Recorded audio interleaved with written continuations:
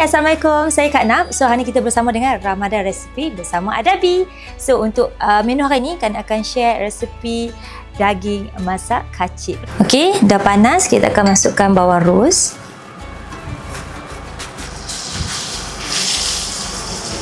Bawang putih. Dan juga halia. So kita akan masukkan cili giling Adabi. So ini ikut kepedasan lah, macam Kak Nak akan guna kurang 3 lah. Okay, lepas tu bagi dia masak cabai ni, Kak Nak bagi cabai cabai giling ni kena bagi masak tu, nanti sakit perut dik. So Kak Nak akan masuk siap-siap lada.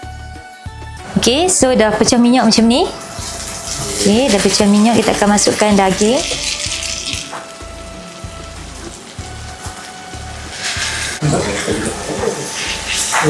Okey, so Kak Nak akan masukkan sos tiram daripada Adabi. Lebih kurang 2 ke 3 sudu lah. Lepas tu Kak Nak akan masuk sedikit lada hitam, sos lada hitam daripada Adabi juga. Untuk bagi pekat lagi kita punya daging tu. Okey, last Kak Nak akan masukkan kicap manis daripada Adabi. Untuk balancekan rasa dia.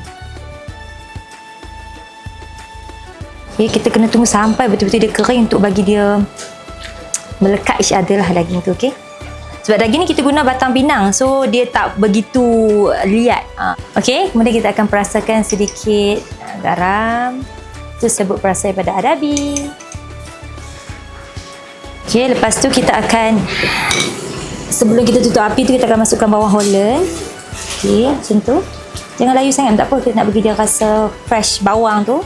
Dan sedikit mulut merah lah. Kak Nak suka letak bagi mulut merah sikit, baru dia nampak bercolour. Alright. Ni berkuah sikit tak apa. Sebab apa? Sebab kita kan nak makan dengan nasi lagi. Kalau kering sangat sikit takut mentelan. Orang Kedah panggil mentelan. Okey, dah siap kita punya daging kacip. Sebenarnya kicap sajalah letak kacip. Kan kita on trend. Macam tu. Ini dia. Itu dia. Okey, dah siap kita punya daging masak kacip. So, boleh try nanti untuk berbuka. Selamat berbuka daripada Kak Nak. Bye.